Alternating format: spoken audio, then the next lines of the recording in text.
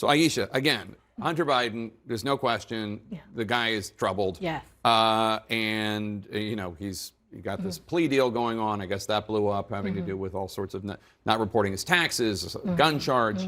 His personal life is a mess. This other kid in Arkansas, drug and alcohol issues, on and on and on. Traded on his family's name, all that. Yes. Where are the high crimes and misdemeanors that have to do with Joe Biden? I mean, you could impeach Hunter Biden he could as the presidential son, sure. Yes. And but I think that's the issue, because even when I'm, I can feel like I'm pretty politically savvy, and I'm asking the question, well, what did Biden do? Right. And I'm like, so how is the average person who is not as engrossed in this going to know? Like, it sounds like what they keep saying is, we don't want to clear Biden, but we have to investigate to find something to convict him. But it's like, is that the way it works? Shouldn't you have some evidence or have some idea of what he did before you move forward with an impeachment? I'm going to come to you in a second, Michael, but help me out here. I'm trying to understand. I think there's a bigger play here, right, politically. I think you've got a very slim majority in the House. You've got FAA reauthorization. You've got 13 appropriations bills. You've got the Farm Bill.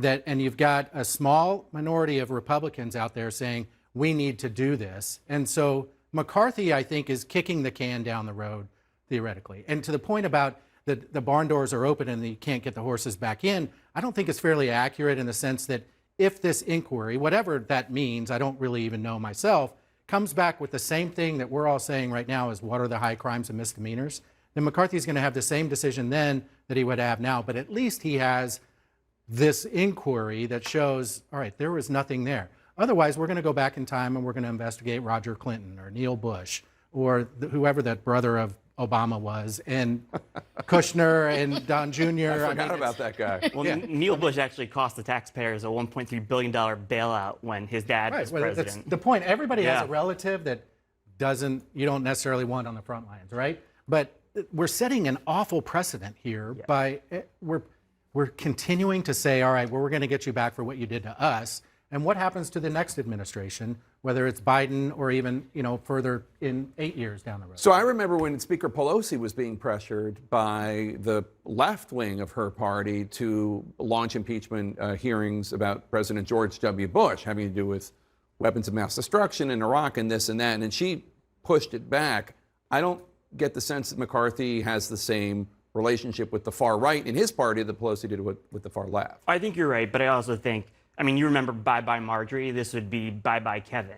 He would lose his majority. It would be a political suicide mission for him to go through with this. He has 18 vulnerable members who are Republicans who are in Biden won districts, and 12 of them won by less than 5%. This would be politically destructive to Kevin McCarthy to go through with this. And unlike in '99, Leader Schumer, if it were to ever get to the Senate, would dismiss the trial. There wouldn't even be a trial. He would dismiss the charges, as Robert Byrd tried to do, the conscience of the Senate. Right. Schumer would just dismiss the charges. There would never be a trial. I still just don't even understand what the allegation is. The allegation is that the Biden. You hear all these Republicans on Fox talking about the Biden crime family. I get the brothers and the son trafficked on the family name, which unfortunately is unbelievably common in Washington, D.C. Well, you never hear about that in D.C. No one uses their family name. Right. Well, so let's go through. He would be the fourth president, theoretically, to be charged with high crimes and misdemeanors. This is after Andrew Johnson, who violated the Tenure of Office Act, Bill Clinton for lying under oath and supporting perjury during Monica Lewinsky, Trump twice, once for pressuring a foreign country, Ukraine, to investigate Biden, and then, of course, for inciting the insurrection.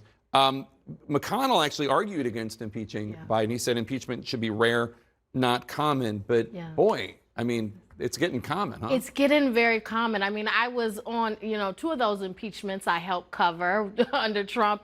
And at the end of the last one, I thought, well, maybe we'll do this again in a year or two. And it seems like that's what's happening. But what happens is when you use these mechanisms over and over again, they become meaningless, because it becomes clear that impeachment will not be used to remove anyone from office. It just becomes a political tool. But one of the biggest differences here between impeachment under Trump, this is about an obsession with the president's kid.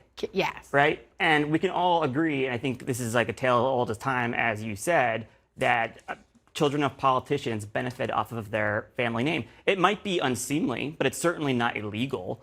I think Vice President Pence's daughter got a book deal. I think, as we said, Neil Bush used his name to get on the board of a bank in Colorado that went bankrupt. This is very common and not unusual, but it's not illegal.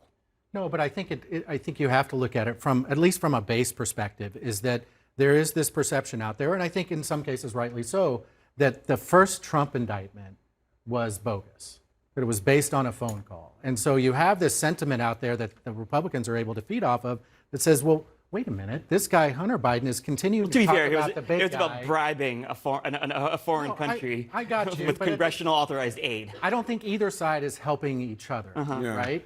And I think that Hunter Biden certainly is playing into that with helping the big guy aspect. Putting family in play is setting a very dangerous I precedent. don't disagree. Yeah, I'm all just right. saying I think we're minimizing. Jason Osborne, Michael LaRosa, and Ayesha Roscoe, thanks so much.